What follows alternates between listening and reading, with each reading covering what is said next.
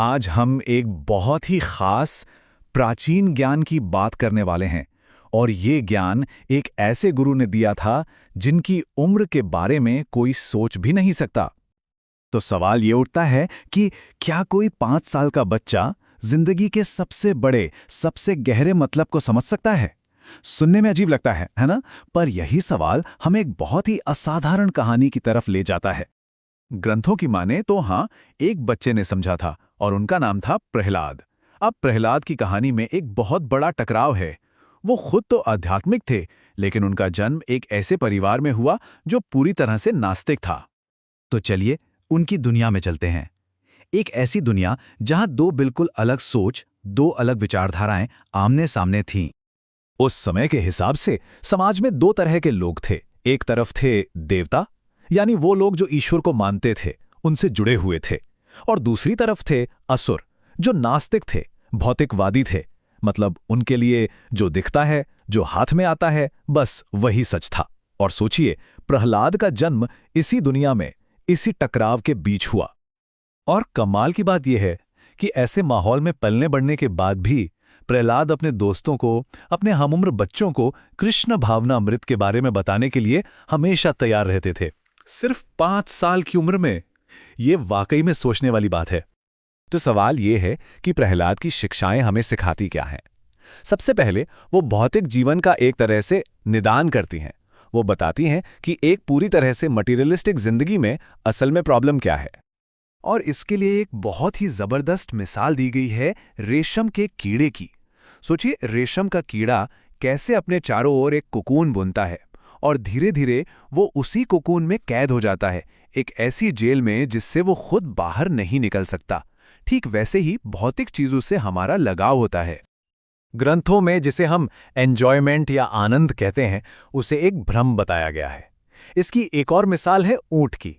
ऊंट जब कांटेदार झाड़ियां खाता है तो कांटों से उसके मुंह में घाव हो जाते हैं और उसे अपने ही खून का स्वाद मिलता है, जिसे वो मजेदार समझता है। मतलब भौतिक सुख हमें और गहरे दलदल में फंसाता जाता है। तो ठीक है, अगर भौतिक जीवन एक जाल की तरह है, तो फिर इससे बाहर निकलने का रास्ता क्या है?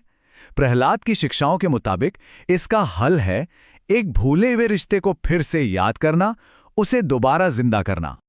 देखिए, हम सब एक प्रिय मित्र की तलाश में रहते हैं, एक गहरे कनेक्शन की चाहत रखते हैं। ये बहुत ही नेचुरल इच्छा है ना? शिक्षाओं के अनुसार ये असल में हमारी आत्मा की आवाज है, बस हम इसे अक्सर गलत जगहों पर ढूंढते रहते हैं। यहां पर आत्मा या सेल्फ का मतलब समझना जरूरी है। सबसे बाहरी लेवल पर हम खुद को ये शरीर समझते हैं। उससे थोड़ा अंदर जाएं तो हम खुद को अपना मन समझते हैं। लेकिन जो हमारा असली स्व है, वो है हमारी आत्मा, जो कि परम भगवान का ही एक अंश है। तो फिर हमारी आत्मा असल में किसे ढूंढ रही है? इन शिक्षाओं के अनुसार वो सबसे प्रिय मित्र हैं, विष्णु या कृष्ण। वही परम पुरुषोत्तम भगवान जो हमारे सबसे करीबी साथी हैं। लेकिन यहां एक सवाल उठता है, अगर हम उन्हें अपनी भौतिक आंखों से देख नहीं सकते, तो फिर उनकी मौजूदगी को महसूस कैसे करें? ओ, कैसे? इसका जवाब एक बहुत ही सरल उदाहरण से मिलता है। मान लीजिए कोई कमरे के अंदर है, वो सीधे सूरज को नहीं देख सकता, लेकिन कमरे में जो रोशनी आ रही है उससे उसे पता चल जाता है कि बाहर सूरज चमक रहा है ना? ठीक इसी तरह भगवान को उनकी ऊर्जा के जरिए महसूस किया जा सकता है, जो हर जगह मौजूद है। और यहीं पर ये शिक्षाएं हमें एक बहुत जरूरी बात याद दिलाती हैं, और वो है समय की कमी। मतलब ये जो घड़ी टिक टिक कर रही है ना, ये हमें बताती है कि आध्यात्मिक काम को कल पर नहीं टाला जा सकता। ग्रंथों के अनुसार इस युग में इंसान की ज्यादा से ज्यादा उम्र 100 साल मानी गई है।